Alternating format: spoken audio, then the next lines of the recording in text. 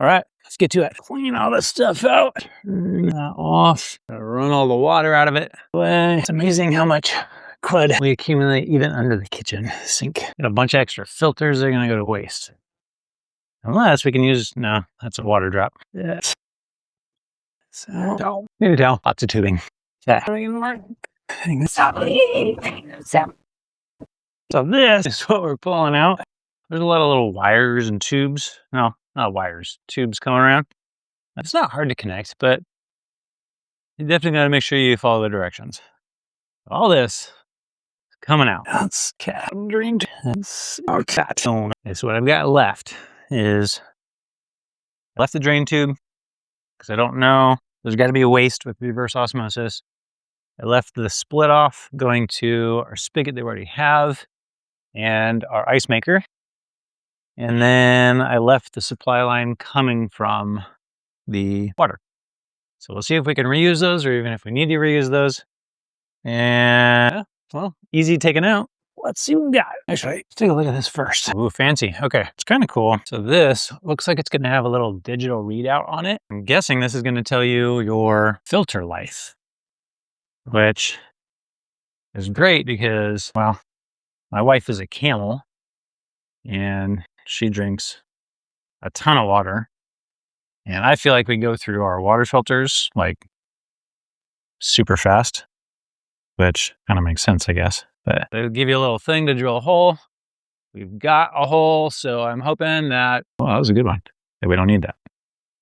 That's a non-air gap faucet. Well, this looks like it's a different size tube than what is here. So I'm guessing the tubing that we have there may not be able to be reused. So let's take out the faucet that is there. We will put in a new one. Okay, do it. I sure hope that the hole they want me to put is the same size as what's there. Because drilling granite would not be fun.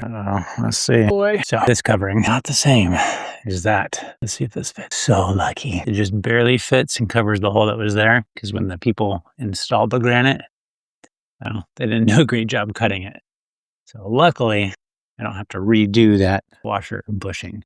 So we're good. Now, I gotta see if this fits on the bottom and to make sure that, well, I'll actually hold it. So let's see. Here we go. This can come out or not because we're attached to something. Oh yeah, getting wet here. I don't know if I have, there's a plug under here somewhere, but enough plugs. Make sure to get that little screw thing through. Okay. So make sure you put the electric part through first with the little screw top. Otherwise it won't fit. And then you put the hose through. There you go. Let's see. Yeah. Good stuff. This one out. Sticks right on. Rocking and rolling here. Where's my knife? Open this up. We got a nice vacuum seal there. The quality of this thing feels pretty good. I mean, not that heft is a sign of quality, but it feels pretty sturdy. Let's see. Instructions. Chain saddle. I'm not sure why this one needs power other than the indicator on the little thing. Oh, I see. It's got like your, it's kind of cool. It tells you if it's like flushing. Looks like it tells you your, like your parts per million type stuff. Very cool. All right. I am impressed. All right. This is pretty self-explanatory here. Yeah. Red. This is the blue goes to the faucet. This is the feeder. Let's get this feeder on here. Where's that one go? Oh, we gotta do that. Hopefully, the one's on the inducer. I don't think it is. Son of a gun. It's gonna go from that. All right. Where did it go? Can you come help me for a minute, Lacey? Yeah. When I tell you to, I want you to just twist this whole thing this way. Okay, now the other way. Okay, again. You can't. Huh?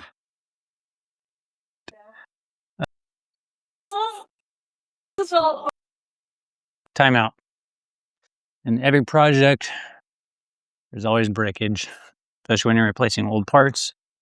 So, time for a trip to Home Depot. Part 2 of the reverse osmosis review. I don't know. So, this is what we decided on. So, thanks to my patient that said that inside the reverse osmosis tanks, there's a rubber bladder. I cut one open, and yep, there is. And I guess I never really thought about how it got its pressure. So, got one of these. These kind of range in price, somewhere between, I'd say like $350, $400-ish. up to, I think, 800, kind of depending on how many stages you got. I went with kind of the $400 range here. And so let's see what this looks like. Oh, got a little visitor coming over here. Hi, Roxers. Hello. Oh, here she is. She had surgery. Another one. So let's cut into this. Let's see what we got. Watch out. Instructions. Okay, so this one does require power. So tubing. Does look like the tubing is going to be a lot less than the one that's under there. And what I'm hoping is, I'll show you in a second, the one that we have actually takes up a lot of space. So this one might be smaller. Spigot. All right, Rox, watch out. Come on.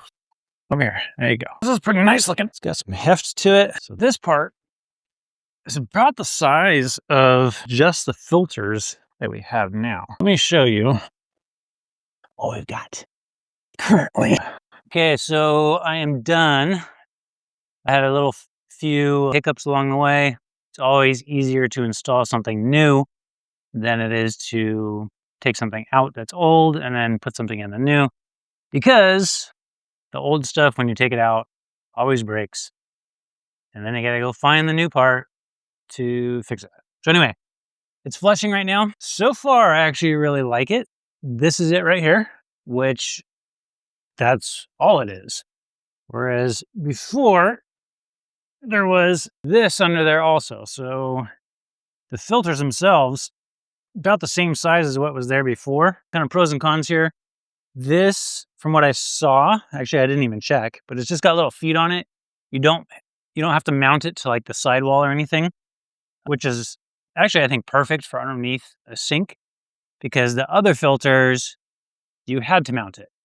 And it's kind of pointless to mount it if the bottom of it is like pretty much touching the bottom anyway. So to just throw it in there, not have to mount it, works perfect. This, it wasn't that big of a deal. Now, pros and cons here. So one thing that I do like about this is that there's not that tank. One thing that I don't like, it's a double-edged sword, is it does use electricity. So I don't know, like, if the power goes out, do we still get water? I'm maybe guessing not, because this one is supposed to be a lot more water efficient. Anytime you're using reverse osmosis, there's wastewater and it has to flush. So I'm guessing electricity is involved with that somehow. I'll have to do a little test and actually just unplug it and see if we get any water out of it. But with this one, you have like, I don't know, what is this? How many gallons? This is probably like 3 gallons-ish of kind of backup water. Overall, this one's definitely cheaper. I want to say 250, 300. You're probably starting around 400-ish with it. This is, if you are starting from scratch, this is definitely a much easier install. Go with the new one. Yeah, I like that it has the little indicator on the filter. It'll tell you like when it's getting low and when it needs to get replaced and all that stuff. So I think, and it has a little TDS monitor on it. So it tells you basically like how much it's removing all the contaminants and all that stuff. So that's kind of nice to see. So that's really kind of about it. Pretty happy with the new one. Kind of glad to see this old one go. We've had some leaks here and there. I'm sure the new one will have leaks as well, but so far so good. 2 thumbs up.